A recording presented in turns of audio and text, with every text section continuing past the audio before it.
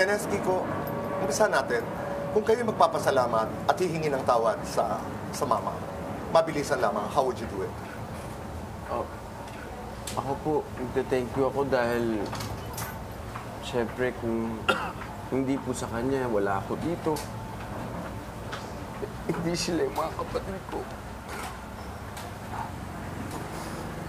Kasi mahal na mahal namin sa boy. Kung magpatawag at hingi ng patawad, siguro po dahil yung mga huling oras niya wala kami doon. Na sana nandun kami, yakap namin sa kausap.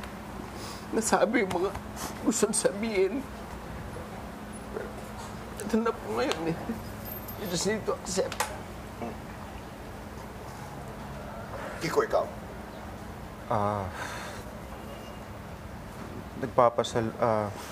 Papasalamat po kami.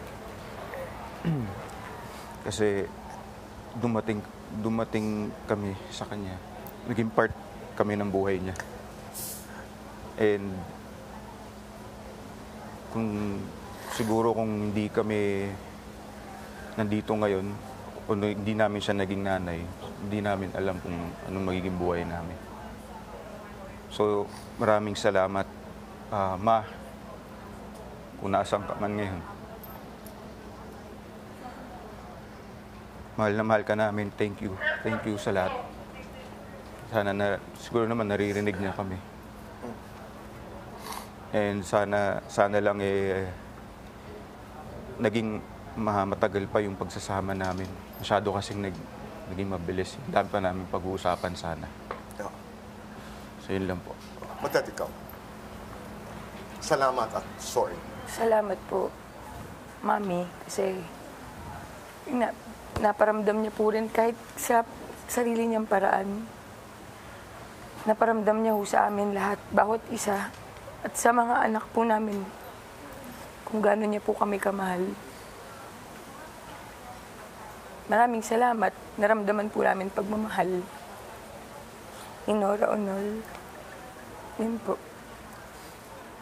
Sorry. Kasi Tito Boy, last interview ko po sa inyo, dito rin sa Fast Talk, yun po yung sinabi ko na gusto pala niya nandun kami. Akala namin busy, akala namin pagod. Huwag na lang lapitan, kaya na lang magpahinga. Baka tayo yung pahinga niya rin, te. Di ba? Gusto niya rin kami makita lagi nga. So sorry kasi. Sorry, wala po kami doon. Lot, ikaw.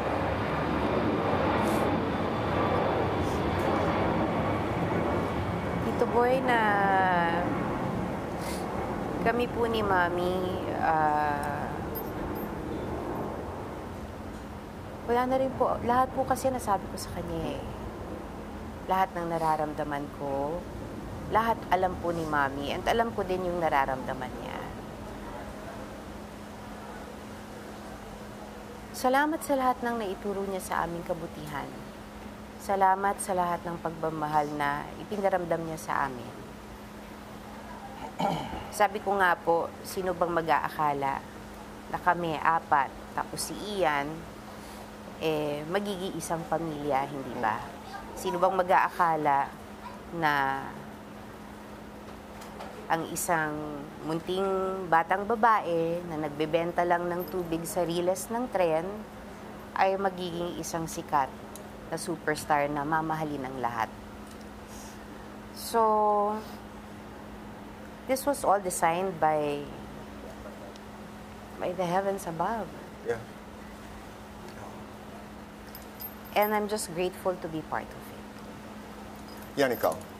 Yes, katulad po sinabi ni Ate Tuboy, nasabi na namin lahat, na-express na namin lahat, pinaintindi na namin lahat sa kanya. I mean, there's no stone unturned when it comes to our conversation with Mom. But the only lesson, aside from everything that has happened, whether be it good or bad, is always whatever happened in the past. Kahit masakit, Sobrang sakit, pinakamasakit, sobrang saya, lahat yun. All those were lessons for us to take. And we'll have to learn how to leave the emotional baggage aside Yeah. and leave it in the past. All we can anchor with it is the lessons that came with all of those valuable experiences that God has, made us see, discerned from all those. Tama. Ian, maraming salamat. Lot, salamat. Ang aking taos-pusong pakikiramay. Matet, maraming salamat. Kiko, Kenneth.